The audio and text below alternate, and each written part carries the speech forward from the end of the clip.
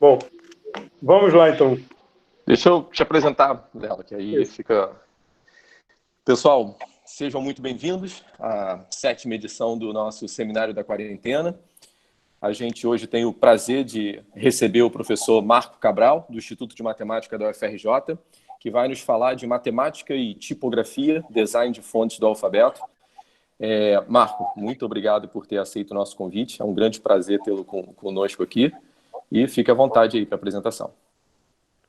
Bom, boa tarde a todos. Primeiro quero agradecer ao Gladson aí pela excelente iniciativa de nos confortar aqui durante esse período, né, proporcionando uma atividade aí para todos nós, né, para superar essa crise que a gente está passando. Essa palestra aí, a primeira edição dela eu dei lá na UF há um tempo atrás, e ela nasceu de alguma coisa que eu tinha lido ainda durante a graduação. Eu vou mostrar aí depois, que foi um artigo do Knut. E, Michel, pode passar aí. Eu vou dar um resuminho aqui com essas duas figuras, que a gente depois vai ver com mais detalhe, que é a questão de como é que a matemática pode ser usada para solucionar alguns problemas ligados à tipografia. A tipografia é justamente esse estudo dos tipos, né? Como é que você faz os caracteres, por exemplo, aí a letra B. Isso aí são coisas do século XVI, todo século XVI, que é usando geometria para você definir esses tipos. E, além disso, passa para a próxima aí, Michel, por favor. Você tem a questão que envolve a tipografia também, que é a junção desses caracteres, um por um, para formar uma palavra. Então, aqui à esquerda, você tem um tipo, eles chamam de tipo isso, que é um negocinho de chumbo. Na ponta está lá FI, dá para ver ali que está espelhado, mais ou menos. E essas pecinhas de metal estão todas nas caixinhas aqui à direita, e alguém tinha que ir lá na mão, montar, botar uma do lado da outra, manualmente, para formar as linhas. Dá para ver ali umas 3 ou 4 linhas que estão sendo formadas aí. E isso aí depois era colocado numa placa de metal grande para imprimir o livro, propriamente dito. Então, a composição tipográfica envolvia desde o design do tipo, que é a letrinha, até esse encaixe da sequência das letras para formar uma palavra e das frases para formar uma página, fazendo design de página. E o desafio que eu vou apresentar aqui é um pouquinho como é que a matemática pode ser usada para ajudar a resolver esse problema, que era feito todo manualmente. Michel. Então, agora começando a propriamente dita palestra, isso era uma motivaçãozinha que a gente vai ver, nesse artigo do Knut, ele tem essa frase aí, que é de 79, que ele tinha reparado, os livros de matemática e os periódicos, eles não parecem tão bonitos hoje em dia como eles costumavam ser antigamente. As tradições antigas e bem desenvolvidas de composição tipográfica tornaram-se muito caras. Felizmente, agora parece que a própria matemática pode ser usada para resolver esse problema. Então, isso tudo era um trabalho muito manual, foi se tornando cada vez mais caro e, com isso, foi ficando mais feio. Os livros foram ficando mais feios. Então, ele se propôs a usar a própria matemática para abordar estratégias, né, algoritmos, no caso, de como resolver esses problemas. Michel. Então, eu vou descrever aqui as 3 coisas que ele pensou, como é que a matemática poderia ajudar. A primeira, a questão da linguagem para descrever fórmulas. Isso foi uma coisa que eu encontrei bastante ainda na década de 80, se você for na biblioteca aí da Unirio, com certeza você vai encontrar livros dessa época, na década de 70, que os livros de matemática eles eram datilografados e era escrito, às vezes, manualmente. Eu já vi várias vezes as fórmulas, os índices, subíndices, os símbolos de integral na mão, porque para não ter um trabalho de alguém ter que ir lá montar aquela linha. Então, eles faziam datilografado e escrito por cima, assim, a lápis ou a caneta, e que era a maneira que tinha na época. Porque as fórmulas matemáticas têm essa estrutura complexa que são bidimensionais, né? Então, você tem símbolo embaixo, símbolo em cima. Vai lá, Michel. E uma solução para essa parte que o Knut pensou é o que hoje é conhecido como LaTeX, que é o TeX, que é um sistema, é uma linguagem como se fosse uma linguagem de programação, mas é uma linguagem de textos de matemática, em que as fórmulas são todas representadas através dessa linguagem bem especificada. Então, você escreve linearmente e o programa produz a fórmula que é bidimensional. Então, bota índice, subíndice, somatório com os índices do somatório, o símbolo de integral com os limites de integração, e assim e as letras gregas, os símbolos, setinha, implica, união, interseção, etc. Então, ele para fazer isso, ele criou o sistema LaTeX. Então, foi uma primeira abordagem desse problema de como fazer a formatação dos livros e artigos de matemática de modo a ficarem bonitos, né? Então, segue, Michel. A segunda questão foi como criar uma página bonita. Eu vou começar a falar de algumas coisas de tipografia aqui. Então, você observa aí que as letras elas não têm o mesmo espaçamento. Então, quando você compara ali isqueiro, que eu botei, primeira imagem, e a segunda isqueiro, você vê que na primeira as letras têm todo o mesmo espaçamento. A gente chama de fonte monoespaçada. Então, o I ocupa o mesmo espaço do S, que ocupa o mesmo espaço do Q, do U, enquanto que na segunda você faz uma compactação em que o I, por ser magrinho, né, estreito, ele pode ocupar um espaço menor. E você vê que fica mais... Bom, aí é uma questão... não é objetiva, né, mas fica mais bonito, esteticamente falando, além de ser mais fácil a leitura, porque a gente, quando lê por palavras, né, não lê letra por letra. Então, você olha assim e já pega a palavra toda, enquanto que a fonte monoespaçada ela até é mais difícil de ler, mais cansativa porque a palavra está mais espaçada. Então, ali você pode ver, nesse exemplo, no segundo do lado também, eu botei uma palavra que nem tem sentido, a FIT, A-F-F-I. Você tem essas junções, que você vê que o FF ele pode ficar bem encaixadinho um no outro, ocupando um espaço bem menor, e fica com uma cara mais bonita. Então, isso aí envolve algum tipo de algoritmo que a gente vai falar também sobre isso. Tá, as linhas em si, elas também podem ter um espaçamento entre as palavras. Então, você tem, dentro da palavra, juntar, e dentro da linha, como distribuir os espaços. Então, você vê que, no caso, no exemplo da caixinha esquerda, está tudo bem apertadinho, não dá nem para ler direito. Na segunda, aqui está apertado. Aqui está folgado, do outro lado. Em que você dá o espaçamento apropriado das palavras. Só que você pode botar espaço demais, vai ficar meio feio, e espaço de menos, que também fica meio feio. Entre os dois espaçamentos, você tem alguma coisa que seria criar uma linha bonita. Aí da linha você passa para juntar as linhas no parágrafo. Então você tem como é que vai ficar a cara do parágrafo. Você vai ficar com os buracos à direita ou embaixo, qual o espaçamento que você vai dar entre as linhas. Isso tudo são escolhas, né, estéticas aí de como tornar uma linha e um parágrafo bonito. E os parágrafos eles vão se juntar numa página. Já a página vai ter, além do texto, vai ter fotos, tabelas, gráficos, outras coisas. Novamente, você pode ter uma página com muito texto ou pouco texto, muita figura, pouca figura, e fazer opções estéticas de como é que fica bonito. Isso tudo são escolhas da tipografia, né? Vai, Michel. E qual é a matemática que vai estar aqui em volta? A gente vai dar uma olhada. Basicamente é cálculo, que é a otimização da função beleza do texto. A gente vai falar o que é isso. Você dá um valor numérico a quão belo é o texto, quer dizer, quão agradável a vista é, e você tenta tornar isso o mais agradável possível. Então, você vai ser um problema de máximo e mínimo, basicamente. A segunda coisa que a gente vai falar é a questão do design das fontes, que é o que eu comecei lá. Que é assim, como é que você define, utilizando matemática, o que é o formato de uma letra? Tipo, o que é uma letra A? Como é que você define aquilo? Isso é uma questão. A outra é como, dado uma definição de um certo formato para a letra A, como é que você faz variações?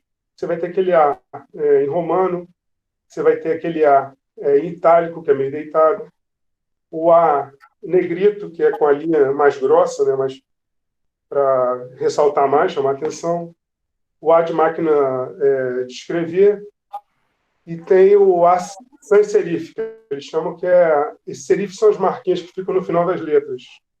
Eu até vi isso, eu nem sabia que tinha esse tipo de coisa, mas é assim, você tem as fontes em que o tracinho final ele tem uns detalhezinhos a mais, assim, cortados, que eles chamam de serif, que são para dar mais beleza, mas eles, às vezes, são retirados em certas fontes. Você tem fonte serifada e fonte sem serif. Vai, Michel. A gente vai ver também que tem a mudança de escala. Você quer aquela letra A em fonte 10, 12, 14, 18. E, por incrível que pareça, isso não é meramente a ampliação da escala. A gente vai falar sobre isso também, vai mostrar com figuras. E a ideia, de forma geral, é você gerar uma fonte básica, um certo design, a partir daquele design aplicar transformações para gerar toda uma família de fontes. Por isso que a gente chama de metafonte e metatipo. Porque você tem o desenho básico do A, do B, do C, do D, do E, dos números, e aí você aplica as transformações e gera aqueles mesmas fontes, itálica, negrito, sans serif, máquina de escrever, romano, em tamanho 10, 11, 12, 13, 14. Então, essa era a ideia que o Knut tinha, que era formar, usando matemática, usando algum tipo de modelagem, gerar uma família de fontes, assim, coerente, né? E não tudo feito manualmente, para usar a matemática para agilizar isso e, ao mesmo tempo, fazer alguma coisa bonita. Essa é a proposta, né? E qual é o tipo de matemática nesse problema de design, que é o que a gente vai começar? É basicamente a geometria analítica, a gente vai ver, e curvas suaves. Tá? Eu vou dar uma pausinha aqui para ver se alguém quer perguntar alguma coisa, fazer algum comentário.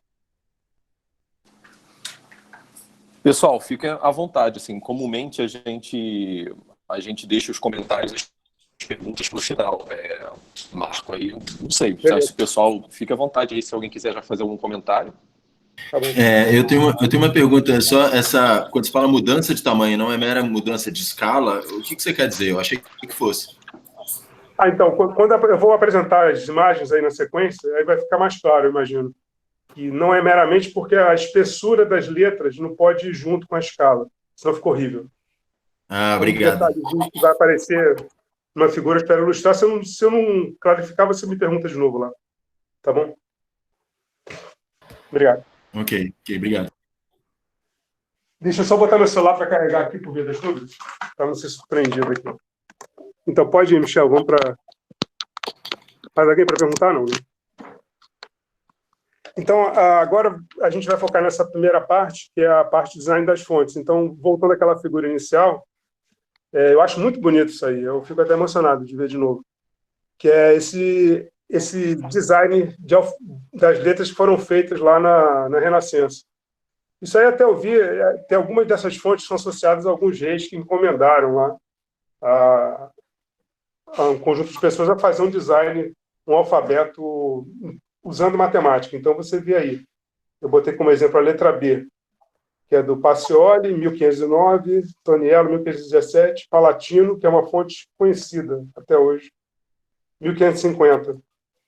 Então, a ideia é usar um retângulo, dividir em 4 pedaços, depois dividir aqui em 2 pedaços, aí determina um círculo, aí faz umas linhas. Então, o retângulo, o círculo, essas formas geométricas são usadas como auxílio para fazer uma definição matemática, digamos, dessas letras. Então, ao invés do desenho ser de mão livre, você tem uma prescrição, né, de como fazer aquele alfabeto, reproduzir ele de forma consistente. Então, esse do meio dá para ver bem, né, os círculos das curvinhas da parte de cima da letra, parte de baixo, como é que era a proposta.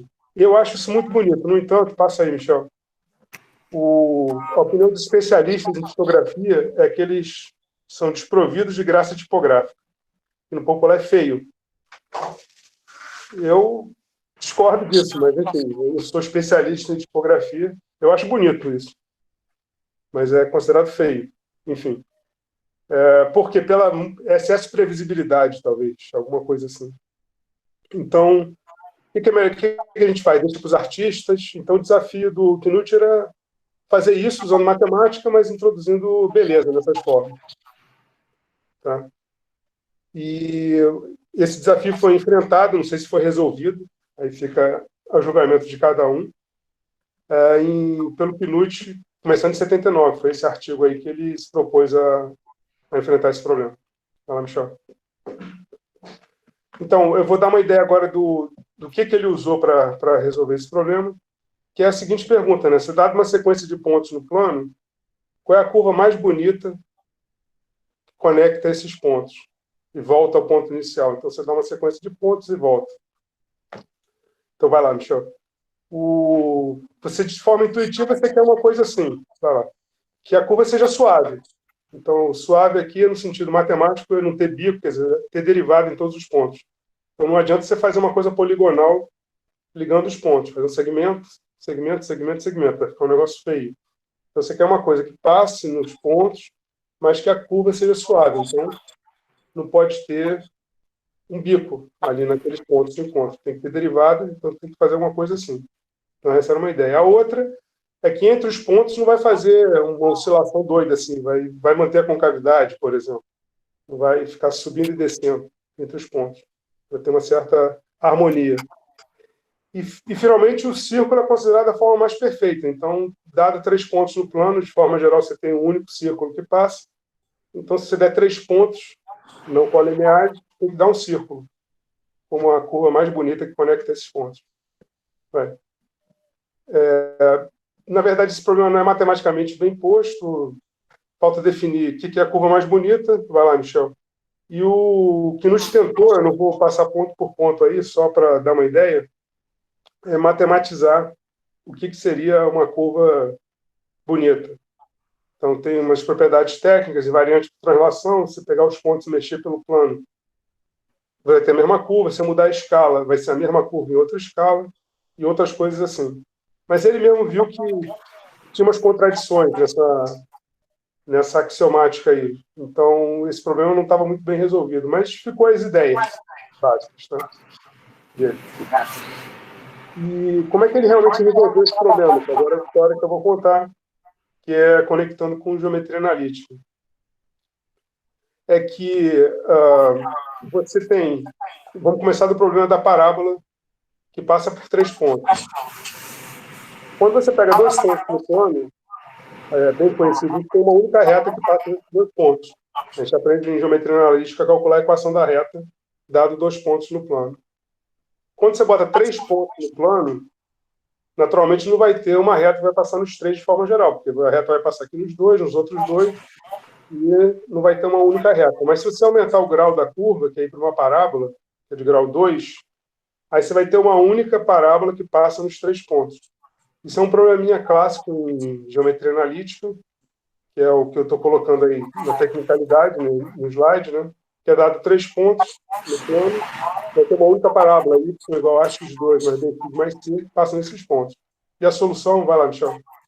A solução passa por você resolver um sistema linear de 3 incógnitas, que são os coeficientes da parábola, o a, o b e o c da parábola, e você quer obrigar que ela passe nos pontos x1, y1, x2, y2, x3, y3.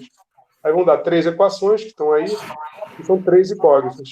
Então, você pode botar na forma matricial, os coeficientes estão ali na matriz, a incógnita aqui do lado direito, que é o A, B e C, e a solução desse sistema vai existir a única, porque o determinante, que é o chamado determinante da matriz de Van der Monge, é o nome disso aí, é essa diferença entre as coordenadas x dos pontos. Então, se os pontos têm coordenadas x diferentes, o determinante é diferente de zero e, portanto, a solução do sistema é única. Então, esse é um problema clássico de geometria analítica, que é muito bonitinho e interessante. É por 3 pontos no plano, passa uma única parábola. Agora, se restringir a 2 pontos só, aí não vai ter uma única parábola, porque você está botando ponto de menos. O sistema lá vai ter uma equação a menos.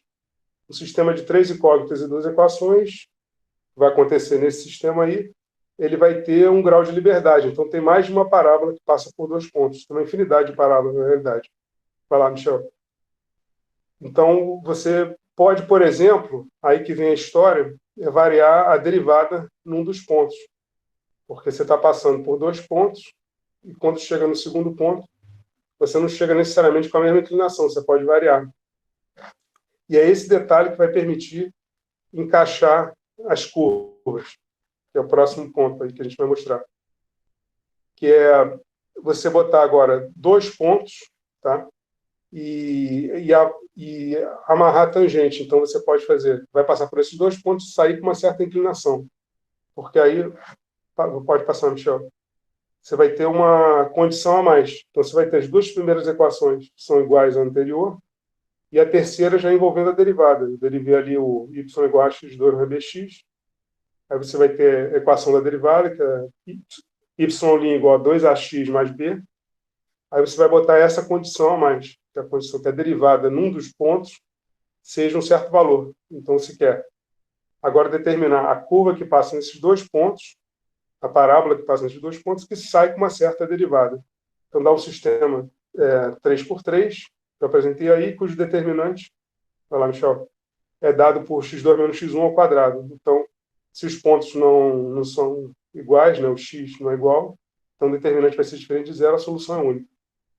Então, esse problema ele é resolvido dessa forma. Agora, para a gente fazer o problema mesmo original, a gente vai ter que ir para a equação do terceiro grau. Por quê? Porque você vai querer fixar os 2 pontos, a curva que passa pelos 2 pontos, mas você quer liberar a derivada dos 2 lados. Então, você precisa aumentar o grau, para ter um grau de liberdade a mais. Porque a curva do terceiro grau, a cúbica, ela tem 4 parâmetros. Porque é ax3 mais bx2 mais cx mais d. Então, você tem 4 parâmetros para mexer, você pode botar 4 equações. Vai lá. São 2 equações para determinar que vai passar pelos 2 pontos, e mais 2 equações dizendo a derivada em cada um dos pontos extremos. Pode andar. Então, você vai ter 4 parâmetros e 4 restrições. Aí eu estou fazendo os detalhes aí nos slides, a gente pode passar por alto. Vai dar uma matriz 4×4, são 4 parâmetros, A, B, C, D, são as incógnitas da cúbica, e as equações são 2 equações passar pelos pontos, 2 equações derivadas nos extremos. Vai ter um determinante também bonitinho, que é x2 menos x1 à quarta, tem o menos ali. Então, se esse determinante for diferente de zero, a solução é única. E é esse problema aí é que ele vai ser usado pelo Knut, que é da cúbica. Porque aí a cúbica permite que você vá encaixando pontos sucessivos com a mesma derivada nos pontos de comunicação. Então, vai lá. Ele vai usar curvas cúbicas que passam por pontos. Então, essas cúbicas vão ser, você dá aqui 1, 2, 3, 4 pontos. Vai ser uma cúbica nesses 2, uma cúbica nesses 2, outra cúbica nesses 2. E o encaixe aqui vai ser com a mesma derivada. Com isso, ele vai conectando e vai fazendo, eu estou dando um exemplo aí já, a primeira ali, tem 1, 2, 3, 4, 5, 6, 7 pontos. Aí tem uma curva suave passando por esses pontos. Isso está sendo apontado ali pelo mouse, né? Valeu. Então, ela está fazendo esse desenhozinho que você está vendo ali de forma suave. Isso aí é uma curva do terceiro grau em cada um dos 2 pontos. Na real, é um pouquinho mais complicado, porque você não pode escrever na forma de função, mas vai lá. Mas você pode fazer uma curva no plano, pensando no plano como plano complexo, usando o polinômio do terceiro grau, em variável real, mas com coeficientes complexos. Foi assim que ele resolveu isso. Mas a ideia é basicamente essa que eu apresentei para vocês. Então, com isso, vai lá no exemplo, você pode, ligando esses 2 pontos, os pontos estão parados, mas você vai variando as derivadas nos extremos, está vendo? Aqui do lado esquerdo, a derivada está chegando mais inclinada, uma inclinação variando. Enquanto que no lado direito a inclinação está parada, está dando a mesma derivada sempre. E aí, lá do outro lado, está chegando com derivadas diferentes. Aí você tem toda essa variação de desenhos. Cada um deles é uma curva suave, ligando os 2 pontos, mas chegando com derivada diferente. O exemplo embaixo é outra configuração, com a derivada variando os 2, certo? Vai lá. Então, usando essa ideia, a gente chega nessa questão de, dado N pontos, como é que você liga os pontos de forma suave. Então, aí eu estou botando sempre os mesmos pontos, mas pegando em outra ordem. Então, eu vou querer ligar é que nem aquela brincadeira de criança que a gente fazia, liga os pontinhos, 1, 2, 3, 4, 5. Ou então ligue 1, 3, 5, 4, 2. 1, 4, 2, 5. Eu troco a ordem, aí vai dando outras curvas. Os pontos estão parados, mas eu estou ligando eles em outra sequência. Mas olha como é que as curvas são todas bonitinhas. É isso que eu queria mostrar mais ou menos. Uma definição simples. Curva que passa nesses pontos, de forma suave. Aí o sistema resolve para você, a matemática resolve, ele te dá esse desenho bonito que está aparecendo aí. Todos eles, né? Vai lá. Desculpa. Então, o nome técnico disso é spline, que é uma curva polinomial suave, polinomial por partes e suave, ou seja, não tem bico. Você vê que naqueles pontos de conexão ali, a derivada é igual dos dois lados, então ela não tem bico. Ela vai desenhando bonitinho. E você pode fazer isso com curva aberta ou curva fechada, que é o caso aí. Pode ir, Michel. Também mais alguns desenhos que eu coloquei. E isso aí é a base do que o Knut usou para design de fonte, que a gente vai mostrar agora. Além disso, as splines elas são usadas em desenho industrial também, né? Então, design de automóvel, design de facas, cadeiras, arquitetura. Na verdade, isso é usado basicamente, tradicionalmente, pela engenharia, né, para fazer desenho de coisas suaves. Eles chamavam lá de curva de Bézier, que eles chamam. É uma régua de Bézier, que era fazer essas curvas suaves. Mas a matemática é essa que eu falei aí de curvas de terceiro grau, com derivadas encaixando nos pontos. Vai. E como é que ele usou isso para fazer o design das letras, do alfabeto, né? Então, ele entrou em coisa além do desenho, na espessura. Então, você observa. Próxima, isso. Você observa aí a letra B, o traço que vai de cima a baixo, o traço reto, ele tem uma espessura. O traço que faz a curvinha do B, ele vai mais fininho, engrossa e afina de novo. Ele não é a mesma espessura, não é uniforme. O número 7, a mesma coisa. Lá em cima, o tracinho do 7 lá em cima é grosso. Quando ele desce aqui na diagonal, ele já vem mais fino. O 9 é a mesma coisa, tem como se fosse um sombreado. Não é a mesma espessura sempre, ela vai variando ao longo do caminho. E é nesse detalhe que vai estar a beleza do design. O 8 não é simétrico. Eu nunca tinha parado para ver isso, mas o 8 ele não é igual de um lado e do outro, ele não é espelhado. Ele é mais grosso numa descida e mais fino na outra. A letra A, a mesma coisa, A maiúscula. Dá uma olhada como é que o lado direito ele é muito mais espesso que o lado esquerdo, que é fininho. Não é simétrico, como a gente poderia imaginar. E assim por diante. Todos os caracteres, as letras, os números, o desenho não é uniforme. Então varia a espessura. Não é simétrico. Você bota no espelho e vai ficar igual, porque ele tem uma simetria. Isso tudo tem a ver com a beleza, na verdade. Porque se ele fosse totalmente simétrico, ele seria sem graça, aquilo que foi dito lá no texto. Talvez eu achasse bonito porque é simétrico, mas vai ser considerado pelas pessoas não desprovido de graça tipográfica, como é dito lá no texto, justamente pela previsibilidade, por ser tudo muito certinho, sem graça. Então, como é que vai ser modelado isso? Esse foi o desafio, que o Knut viu isso, conversou e falou, como é que eu vou fazer isso? Então, qual foi a ideia que ele teve? Essa espessura é devido ao uso de pena, que é a coisa tradicional da escrita, que você usava uma pena, e a pena, ela, dependendo da direção que você andava com o traço, a linha vinha mais grossa ou mais fina, ela não vinha sempre da mesma espessura. Então ele pensou, vou fazer uma pena virtual. E fez parte do design você usar a spline para descrever o centro da pena onde está andando, para dizer, eu vou desenhar a letra S, vou fazer esse percurso aqui, então vou passar por esses pontos aqui de forma suave. Aí faz o desenho do S. Mas essa passagem vai ser feita com uma pena que não é uniforme. A gente vai ver agora os detalhes da pena. Vai lá. Para poder a espessura variar. Então, por exemplo, aí o número 3, eu botei bem grande aí para você ver, tem uma bolinha aqui na ponta, que é como se fosse uma bolinha de tinta, aí vem saindo uma linha fininha lá em cima, aí vai engrossando, afina de novo aqui no meio, engrossa, afina e termina na bolinha. Essa seria a descrição matemática. Então, você poderia botar aí uns pontos de controle, onde vai passar a pena para fazer o desenho do 3. E como é que você vai fazer esse detalhezinho da variação da espessura? Vai lá, Michel. A gente vai fazer isso da seguinte maneira. Pode passar que você já descrever essa parte aí. Isso. Pode virar. A pena vai ser uma elipse. É isso que ele pensou. Não vai ser um círculo, vai ser uma elipse. Porque a elipse, se você andar, dependendo da direção que você anda no papel, ela vai fazer um traço mais grosso ou um traço mais fino, de acordo com a característica da elipse.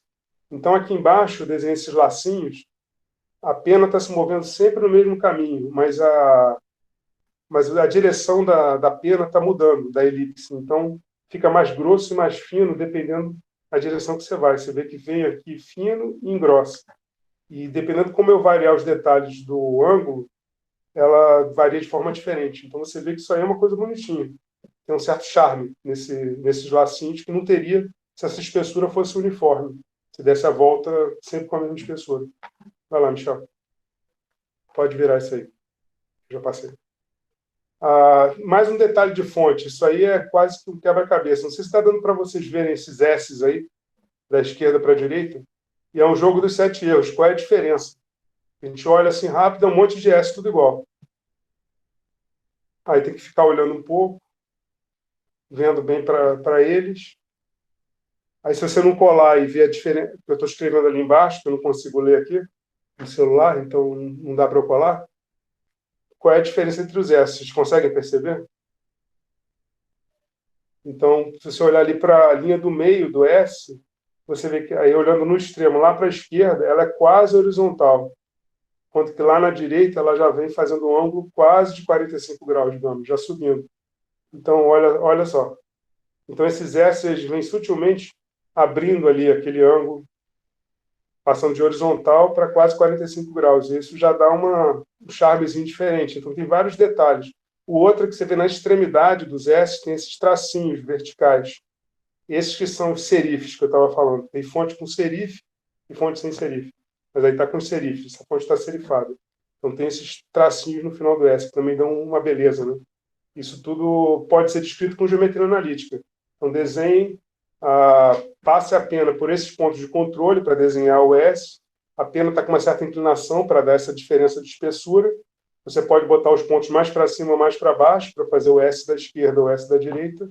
E depois dar uma passada de pena nas pontas para botar o serife. Passar assim, né? Vai lá. A outra, agora que eu vou chegar no ponto que foi feita a pergunta, que é a questão da mudança de escala. Aqui eu vi essa coisa, achei bonitinha, que é a representação do π com os números ficando cada vez menores. Então, para representar a infinitude do π. 3.14, 15, 9, 2, 6, e vai diminuindo o tamanho das fontes. Mas se você comparar o número 1 do 3.1 e o 1 do 3.141, o próximo, ele está, digamos, metade do tamanho, mais ou menos, de altura. Mas a espessura não. A espessura variou pouco. Por quê? Porque se ele viesse na mesma escala, se ele diminuísse pela metade a espessura, você nem ia mais ver o número. Ele ia desaparecer ali. Então, quando você muda a escala de uma fonte, essa espessura de linha ela não pode ir junto, porque senão você nem enxerga mais. Ele diminui de tamanho e ele fica muito fininho, fica esquisito. E o Knut estudou isso bastante para chegar a essa conclusão e aí ele fez uma regrinha empírica lá de como diminuir isso sem desaparecer o negócio, usando exponencial e logaritmo. Mas, enfim, isso é um detalhe de design. Então, quando você passa de fonte 12 para 20, você não pode pegar uma fonte 12 e ampliar para ficar do tamanho 20, simplesmente, porque vai ficar muito grossa a linha, porque você ampliou, aí engrossou muito. Então, a espessura não pode ir junto com o tamanho. Basicamente isso. Vai. Além disso, ele pode fazer graça. Você está descrevendo matematicamente a movimentação da pena. Olha, vou jogar um dado aí e a posição vai mexer um pouquinho. Aí é a matemática do bêbado aí, tá vendo? Ele já está posicionando um pouco aleatoriamente a pena. Então, ali em cima está direitinho, vai ficando botando cada vez mais aleatoriedade, vai perdendo a previsibilidade, até que no final já começa a ficar, parece garrancho, a última linha ali, né? Já está indo meio torto, virando, porque a pena, na hora de escrever, ela está errando de propósito, digamos assim, uma certa aleatoriedade. Eu botei isso aí que eu achei engraçadinho. Vai lá. Baseado nisso, ele fez várias fontes, né? Fontes de livros antigos. Eu botei aqui, que parece livro do século XIX, então tem um certo charme aí. Vai. Pode ir, Michel. Isso aí é aquelas primeiras letras de páginas de livro antigo também, que era decorativo. Fontes de caligrafia, parece manuscritos, tudo usando o mesmo princípio da spline. Você tem pontos de controle com curva suave passando pelos pontos para desenhar isso. De modo que você pode mudar a escala, fazer serif, sans serif, fazer tudo isso em cima desse negócio. Vai. Aqui já são fontes do século IV e VIII. Eu botei só porque são bonitinhos. Esses são manuscritos originais, latim e grego, e aí ele tentou imitar esse tipo de fonte, que aí isso parece coisa medieval, né? Talvez Game of Thrones, né? Não sei, alguma coisa assim. Uma carta aí daquela época. Aí são fontes góticas, que gótica é difícil até de ler, né? Mas é de Renascimento também. Pode ir. Volta, peraí, para não dar spoiler. Desculpa, esqueci. Então, isso conclui essa parte maior, que era mostrar para vocês como é que você pode usar a geometria analítica, né, que é o spline, para fazer o design de fontes, o desenho das letras. E essa ideia da pena, né, da pena matemática. Agora a gente vai abordar a outra parte, pode virar a última parte da palestra, que é a questão de montar uma página, essa figura que estava lá no início, que agora a gente vai falar um pouquinho sobre ela. Que é, você agora está com as letras ali, está no tamanho certo, só que você vai juntar para formar uma palavra, vai juntar palavras para formar uma frase, e vai juntar frases para formar uma página. Então, essa estruturação de juntar letras para formar palavras, juntar palavras para formar frase, juntar frases para formar uma página. E como é que você pode usar uma modelagem matemática para fazer isso, para fazer uma página bonita? É isso que a gente vai falar. Vira. Pode ir, Michel. Então, a ideia é representar aquelas caixinhas de chumbo que são colocadas uma ao lado da outra através dessas caixinhas que estão aqui embaixo. Em cima está o que vai ser impresso, a line of type. Embaixo está as caixinhas. A primeira caixinha, bem grande, é a letra A maiúscula. Você vê que é uma caixa grande. Depois tem as caixinhas de cada uma das letras. L e I são fininhas, N e E já são mais larguinhas. Depois tem espaço em branco. O, F, tem duas caixinhas, uma mais alta, que o F ele vai acima da linha, né, vai lá em cima. Aí tem as quatro últimas letras, T, Y, P, E. O Y e o P eles vão para baixo. Você vê que a caixinha ocupa um pouco de espaço embaixo. Isso tudo é grudado numa caixa, que é a linha inteira que eu juntei. Então, uma linha formada por várias caixinhas, uma colada ao lado da outra. É isso que eu quis representar aí. Então, esses retângulos a gente vai chamar de caixas. Cada retângulo é uma letra, na verdade. E tem os espaços em branco também, ali entre as palavras, e tem a junção das letras uma ao lado da outra, formar cada palavra. Junta tudo isso, forma uma linha. Tá? Então, como é que a gente vai fazer esse modelo? Vai lá. A ideia é representar cada caixa que tem uma letra dentro. Você tem a altura, você tem a linha de base, que seria a linha onde você escreve, nem linha de pauta de caderno com pauta, né? Aí você tem a altura acima, o máximo que ela pode subir, para não prejudicar a linha de cima, e o máximo que ela pode descer. Então, você tem algumas letras, né? Tipo, a letra Y tem um rabinho que vai para baixo, tem a letra P, tem a perninha que desce, e tem esse espaço abaixo e acima. Então, você tem aí o height, depth e a largura que ocupa aquela letra. Porque a letra I é mais fininha, a letra A é mais grossa, então você tem essas variações. Então, é isso que eu estou mostrando nesse slide aí, que a caixinha ela vai ter esses parâmetros de largura, altura acima da linha de base, profundidade, que é abaixo da linha de base, e a largura da caixinha. E o ponto de referência para você encaixar uma na outra. Para gerar a página, você tem um detalhe muito importante, que é o que ele focou, que é a questão dos espaços apropriados. Vai lá, Michel. Então, você tem, por exemplo, aquele negócio, está muito apertado, está folgado. Como é que você determina quanto espaço você coloca entre as palavras? E isso é questão de texto justificado, né? Que a gente tem em todo editor de texto, você escreve, ele determina que aqui vai cortar e vai passar para a linha de baixo, ele vai botar espaço entre as palavras. Como é que você determina quanto espaço você coloca e como é que você otimiza para ficar uma coisa bonita? Essa foi a pergunta. Vai lá, Michel. E A resposta é o seguinte, ele pensou no seguinte, bom, o que mantém as caixas juntas, ele chama de cola, que é a quantidade de espaço entre as letras, espaço entre as palavras.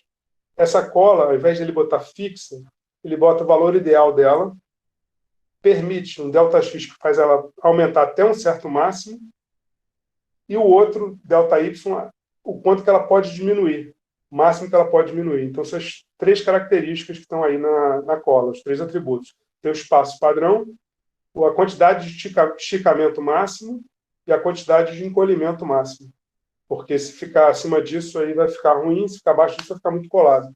Então, tem o ideal, até onde pode ir, até pode encolher, até onde pode esticar. Então, essas são as características que eu quero fixar. Então, você tem aqui a esquerda, está no tamanho ideal, aí você pode esticar no máximo, somando o máximo do esticamento de cada uma das caixinhas ao que está do lado direito. Isso que está representando aí. A questão é quanto que você estica quando você encolhe, isso que a gente vai ver agora. Qual foi a ideia? Pode virar. Que é você permitir que a frase fique bonitinha. Então, você tem que levar em conta assim, espaço depois de ponto, pode esticar mais, que vai ficar legal. Tem um ponto final da frase, pode esticar um pouquinho mais do que o espaço entre palavras da mesma frase. Então, tem um exemplo aí. Você tem o mesmo texto, o espaçamento cada vez maior, mas o espaço ali, depois do ponto final, que é o CL, ele é maior do que os outros. Tá? Então, na hora de comprimir, mesma coisa. Aquele espaço depois do ponto tem que ser menos comprimido do que outros espaços. Senão você não vê o final da frase acontecer direito. Então, são detalhes, tem muitos detalhes nisso. Vai. E, além disso, esse planejamento a gente vai ver que é feito globalmente. Então, você vai... Essa linha não ficou muito boa, essa linha não ficou muito boa, essa linha não ficou muito boa, então essa página não ficou muito boa. Aí ele vai querer verificar o que faz a página como um todo ficar boa. Então, uma linha aqui vai poder alterar lá atrás. O LaTeX, ele tem esses efeitos colaterais surpreendentes. Vai. Que ele não vai olhar linha a linha, ele vai olhar a questão global. Então, para decidir quando é que ele vai quebrar aqui a linha, ele vai pensar em todas essas coisas.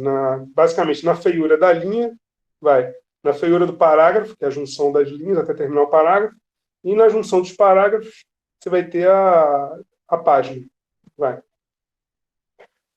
Então, ele atribui, agora botando um pouco a matemática aí, ele vai atribuir um número entre 1 e infinito para representar a feiura. 1 é bonito, o infinito é muito feio. É basicamente isso. 1 tá ótimo. E o que é esse 1 até infinito? É assim, bom, se eu conseguir botar o espaço que eu fiz o design da fonte, que é para ficar aquele espaço, tá jóia, é 1. Então, se a minha linha ficou exatamente do tamanho do espaço disponível, que é o W, meu W grande, então eu dou feiura 1, vai lá, para ver a primeira linha ali.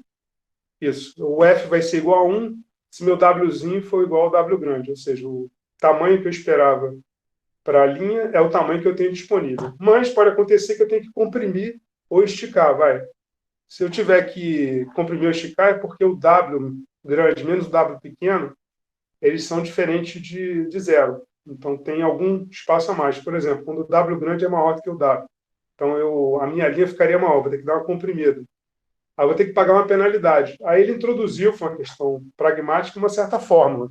Eu estou colocando aí só por curiosidade, os detalhes não são importantes, mas a feiura é 1 mais 100 vezes o quanto que o Wzão menos o Wzinho diferem. Só que é ao quadrado. Uma coisa meio mágica, ele fala lá no artigo como é que ele chegou no quadrado, ele tentou ser em quadrado, com módulo, tentou várias coisas. Mas achou que... não, desculpa, é o cubo, né? Eu estou olhando aqui de perto. É o cubo. Ele terminou botando cubo. Tentou quadrado, sem quadrado, módulo, e achou que assim ficou legal. E se a última condição se tiver que comprimir tanto que fique ilegível, quer dizer, ele comprimir mais do que o máximo permitido, aí ele dá como feiura infinita. Ele desiste, não vou fazer essa linha. Ele dá erro lá. Ele chama de underflow, acho. E, além disso, ele dá uma penalidade maior, tipo, se tiver que hifenizar a palavra, no caso português, tem palavras grandes, tem que botar um hífen, aí ele adiciona mais um pouco de feiura, porque ele tenta não quebrar palavra no meio. Se tiver uma fórmula matemática, tiver que quebrar a fórmula, ele também penaliza, dá uns pontos a mais. mas ele dá um número. Então, você tem uma certa disposição de texto, aí vai ter essa feiura é 2, essa aqui é 3, essa aqui é 5. Então, eu vou ficar aqui na 2. Vai. Ele vai fazer isso para cada linha e aí vai fazer a feiura do parágrafo, que é a soma do quadrado das feiuras de cada linha. Então, isso vai dar uma nota para a qualidade do parágrafo, que é a soma do quadrado da feiura de cada linha. E a ideia é minimizar essa feiura. Então, ele vai pegar e fazer uma certa distribuição. Vou quebrar aqui antes, aí vai ter uma consequência de quebrar aqui depois, aqui quebrar antes, quebrar antes. Aí tem uma nota. Não, aqui eu vou quebrar depois, quebrar antes, quebrar depois. Vai ter outra nota. Então, o mesmo texto, ele pode ser disposto de várias formas diferentes. Ele vai tentando modificar isso para ter a menor feiura possível, ou a maior beleza possível, se quiser ver assim. Por isso que eu falo que é um problema de otimização, um problema de cálculo que é maximizar, no caso é minimizar a feiura, ou maximizar a beleza, tentando todas as combinações possíveis. Eu tenho um algoritmo que ele implementa para fazer isso de forma eficiente. Pode. Aí ele vai entrar nessa conta também a questão de se tem figuras, tem tabelas, aí ele dá umas outras pontuações. Ele não quer uma página com pouco texto, só com figura. Ele tenta harmonizar, digamos assim, ir botando figuras aos poucos, para não ficar uma coisa... uma página que se abre assim, não tem texto nenhum, só figura. Faz parte também do algoritmo. E era basicamente isso que eu queria apresentar para vocês. Eu vou deixar agora aberto para perguntas, espero não ter me alongado muito. E eu agradeço. É meio estranho dar uma palestra com o celular, primeira vez na minha vida. A gente, todo mundo aprendendo junto, tá? Então eu queria agradecer. Estou deixando as referências aí também para vocês para a base da palestra. Obrigado. Marco, obrigado, assim, sensacional, muito bacana. Então agora a gente parte para esse segundo momento, que são os comentários, perguntas. Peço ao pessoal aí que desejar ir se manifestando, só abrir o microfone e pode ir comentando aí, perguntando.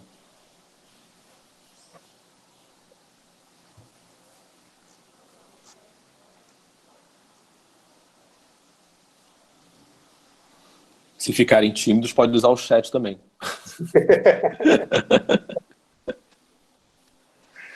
Uma coisa que... Bom, o pessoal acha que está tímido, né? Mas então vou me inscrever para fazer um primeiro comentário e uma pergunta. Recentemente eu orientei um TCC, mas não era focado mais nas... Eu chamo de spline, né? Eu não tinha... achei uma novidade, assim, a gente chama de SP-line, né? SP-line. Não, SP-line, falei SP-line. E aí, só que era um outro caminho, assim, era interpolação de pontos e para poder fazer aquelas curvas, e aí você até falou que foi muito utilizado na indústria. Para mim foi surpreendente, assim, não tinha ideia que essas coisas se conectavam e que as ideias lá do Bezier também foram utilizadas aí para poder fazer as fontes, assim, né? Surpreendente, assim, para mim. E, bom, isso é utilizado, você focou no LaTeX, assim, mas aí depois esses editores que tem no pacote do Office e tudo, é o mesmo princípio, então? Esses editores, todos? Você está me perguntando? Oi? É uma pergunta isso. Não tenho a menor ideia e eu acho que não. É outro princípio, então. Porque, que eu saiba, eles não fazem essa coisa global, entendeu? Quem usa o LaTeX no tempo está acostumado com isso. Que você bota uma vírgula lá na frente, aí tem um efeito colateral lá atrás. Aí você não entende. Eu vejo muitas figuras. Figura é muito claro isso, assim, né? Às vezes você pega, figura quebra, dá até coloca... raiva, porque dá ela raiva, tem vontade exatamente. própria. Ela vai para onde ela quiser. Exatamente. Mas tem essa coisa com texto também, entendeu? Você bota uma vírgula aqui, aí 3 linhas antes altera a formatação. Eu falei, eu mexi aqui embaixo, o que está alterando lá atrás? É porque ele está otimizando globalmente, né, o conjunto, e não ali localmente. Os editores de texto, que eu saiba, eles fazem localmente, não fazem nada global, entendeu? Desse tipo. Eles vão fazer dali por diante, digamos, mas não para trás.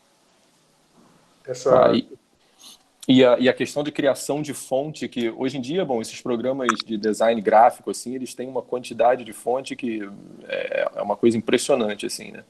E sempre será esse algoritmo que usam, assim, esse tipo, o princípio é o mesmo? Você sabe se foi se modificando, aperfeiçoando e tal? Ou será porque que é... a fonte é outro programa que é do Knut também, que é o MetaFonte. É outro programa. Não tem nada a ver com o LaTeX, digamos. Nada a ver. Então, mas essa matemática, será que é a mesma coisa que eles devem usar, esse algoritmo, o princípio, assim? A ideia dele no MetaFonte era fazer uma fábrica de fontes coerentes de todos os tipos, itálico, bold e tal, de forma consistente, sem ter que reinventar a roda demais. Então, a matemática ia ajudar, né? Mas as fontes profissionais mesmo, elas são feitas manualmente, vários tamanhos e todos os tipos, entendeu? Sem uso de matemática. Legal. E a ideia dele era usar a matemática para fazer isso de forma coerente, mas ele se juntou a um cara que era tipógrafo, especialista nisso, para fazer isso. Ele veio com a computação dele, com a matemática, mas para fazer essa matemática aplicada, ele veio com um especialista em tipografia, entendeu? Para fazer essa ponte. E isso não tem nada a ver com LaTeX, entendeu? É o design de ponte. O LaTeX é a função das caixinhas para fazer a linha bonita, tá? Mais ou menos isso. Já é outra história. Bacana. Obrigado, Marco. Pessoal, e aí, mais alguém? Comentário? O pessoal está ouvindo a gente? Porque sempre o pessoal comenta no final, né? Estão nos ouvindo? Eu não falei muito, não, Michel. né? Eu estava assim, depois Não, é o tempo mesmo, 50 minutos, 1 hora, né? Tá. A Lara respondeu no chat aí que estão ouvindo sim. Estamos ouvindo sim, Gladys. A gente ouve. Beleza, então, tá joia. Bem, então se não... Nossa, agora abriram... Meu Deus. Tá. Não, beleza, agora todo mundo respondeu. Quer falar? Quero. Bem, primeiro, meus parabéns, Marco. Parece que foi muito legal. Estou curioso, querendo saber mais sobre... Eu até fiquei curioso se não tem literaturas mais recentes, talvez que é bem provável que sejam mais didáticas a respeito. Mas uma pergunta... um comentário. Primeiro é que, assim, eu acho que os editores, tipo Word, eles mexem localmente, mas também mexem um pouquinho para trás. Eu acho que não mexe só para frente, não. Por exemplo, para fazer o justificado, ele dá a comprimidinha, né? Mas tipo, no parágrafo anterior, a impressão que eu tenho é que eles também não mexem. Mas eu fiquei na dúvida, você falou agora, é que as fontes são feitas, quando você fala manualmente, elas são feitas, elas não usam então esse princípio da curva de Bézier, de marcação de pontos e... Isso, não. Tradicionalmente não é feito assim, é um artista, né? Uma coisa artística, assim, muito personalizada. Ele quis usar a matemática para tentar emular um pouco o que os artistas faziam. E ele usou como exemplo de coisa feia o que o pessoal da Renascença fez, também usando matemática. Mas é uma geometria simples, com círculos e retângulos, aquilo que eu mostrei no início. Ele tentou usar a curva de Bézier, a ideia da pena, para emular o que os artistas fazem na mão. Certamente vai ser mais bonito que a matemática, mas enfim, era entrar nessa disputa aí, entendeu? Então tem essas fontes. Agora não me vem à mente. Tem várias fontes conhecidas, né? Adobe tem umas fontes lá. Assim, isso aí é feito por um pessoal, uma equipe profissional, né? Mas o problema dele era também que ele queria coisa de símbolos matemáticos parecido com a fonte usada. Isso era um problema que ele queria também endereçar, entendeu? Ele tinha incoerente. Tipo, o texto tinha uma cara, os símbolos matemáticos tinham outra, completamente diferente. Entendeu? Não casavam direitinho. Entendi. Eu tenho a sensação, assim, não entendo muito disso, né? Mas assim, eu tenho a sensação de que as revistas científicas de exatas, elas costumam ter uma prevalência de revistas de submissão gratuita, enquanto de outras áreas, como das de medicina, biológicas e humanas, o pessoal é muito comum o pessoal pagar, mesmo para boas revistas, para submeter. Você acha que o uso do LaTeX tem a ver com isso? Boa pergunta, que são movimentos totalmente independentes. Assim. O LaTeX é de Eu digo porque mas eu digo porque a diagramação das revistas deve ser muito mais fácil utilizando um template, e se você vai utilizar um template LaTeX, do que fazer aquilo manualmente, posicionar cada tabela, cada figura, fazer as referências, né? Isso é verdade, fazer algo consistente, né? Que você está falando. Isso. Porque você pode sempre botar um template, mudar a formatação, e o outro, às vezes, agora nem tanto, né? Mas o Word, tradicionalmente, você, dependendo da versão do Word, ou ia de uma pessoa para outra, mudava a cara do texto, inclusive. Não tem nem essa coerência de formatação. Mas isso essa questão de modelo de submissão de arquivo já é um outro movimento que tem a ver com a internet, né? Não tem a ver o LaTeX, essas coisas são anteriores a tudo isso, né? Isso já tem a ver com esse mundo que a gente está vivendo aí de internet, ferramentas à distância e outros modelos de colaboração. Mas não estão amarrados com isso, não. Eu acho que é coincidência, talvez. Não sei. Ok. Obrigado. Obrigado.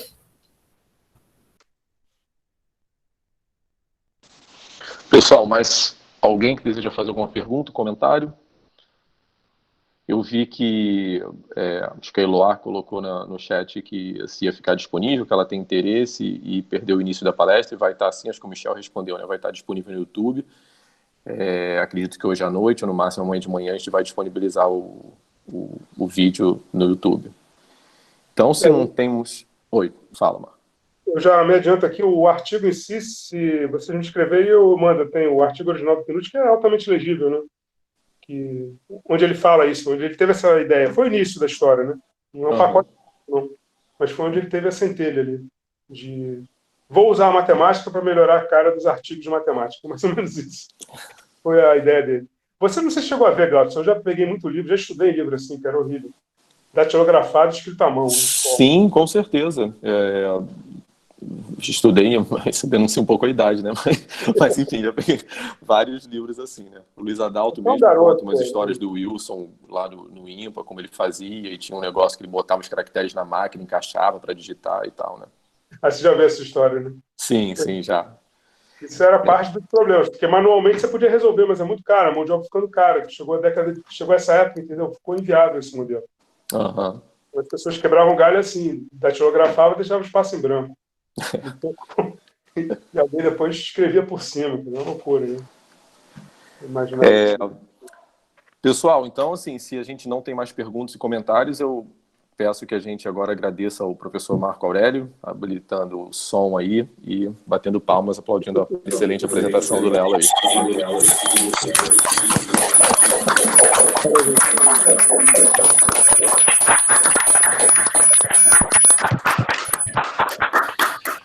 Marco, obrigado imensamente aí pela sua disponibilidade, foi excelente, super didático, assim, super claro e com todo o cuidado aí para dosar a matemática, assim, e deixar as ideias principais destacadas, excelente, assim, muito bom mesmo, acho que todos concordam que foi muito proveitoso. Pessoal, só deixar um recado, então, reforçar que assim, o vídeo vai estar disponível no canal da Escola de Matemática, como eu falei, no máximo até amanhã, então compartilhem o link aí, marquem o pessoal, se possível se inscrevam no nosso canal para acompanhar as atualizações. A gente ainda não tem definido a próxima palestra da semana que vem e em breve a gente vai estar entrando em contato com vocês aí para poder divulgar os próximos calendários aí de apresentações do Seminário da Quarentena. Sempre bom tê-los conosco aqui. E um forte abraço, cuidem-se e até mais. É isso. Obrigado, pessoal. Um abraço para todos. Obrigado, Gladson. Parabéns pela iniciativa de vocês na Unirio. Nota 10 aí.